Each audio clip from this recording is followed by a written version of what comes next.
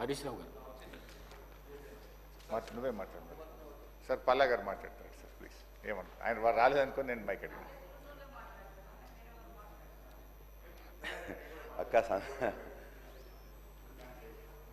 అక్క అందరి తరఫున మాట్లాడతాను అక్క.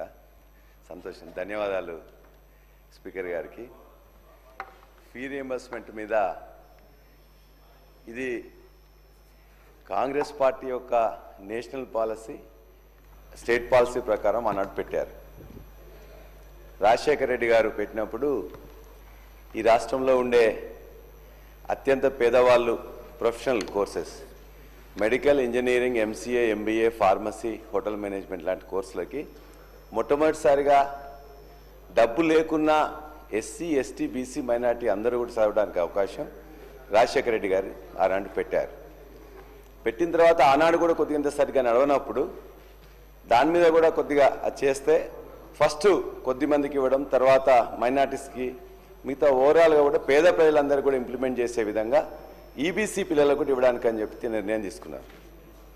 2014లో దీన్ని ప్రభుత్వం మారినప్పుడు, తెలంగాణ వచ్చినప్పుడు 1508 కోట్ల బాకీలు ఉండే.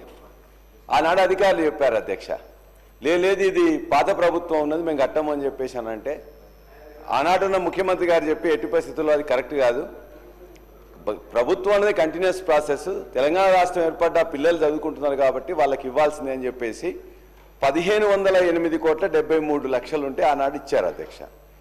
ఆ తర్వాత అప్పటి నుండి 2014 నుండి 2023 వరకు ప్రతి సంవత్సరం అయ్యే ఖర్చు దాని మీద 2300 నుండి 2500 కోట్ల రూపాయలు అవుతాయి అధ్యక్ష.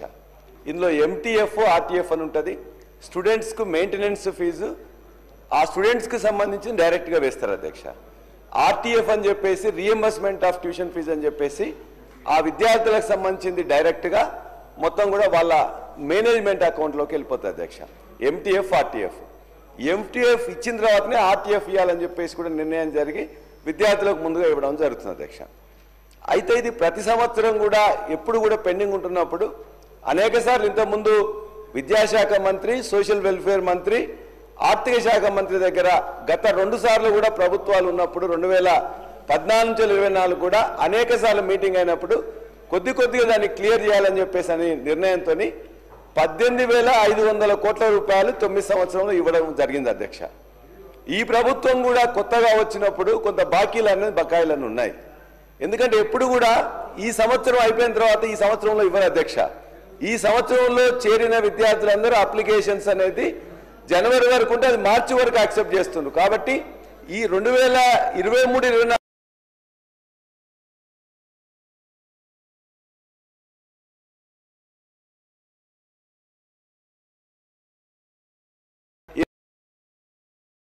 కొంత సెంట్రల్ గవర్నమెంట్ నుంచి వస్తుంది అధ్యక్ష. కానీ ఈ 15 నెలల్లో ఇప్పటికీ ఈనాడు ఇప్పుడు చూసుకున్నట్లయితే 8,000 కోట్ల బకాయిలైనాయి.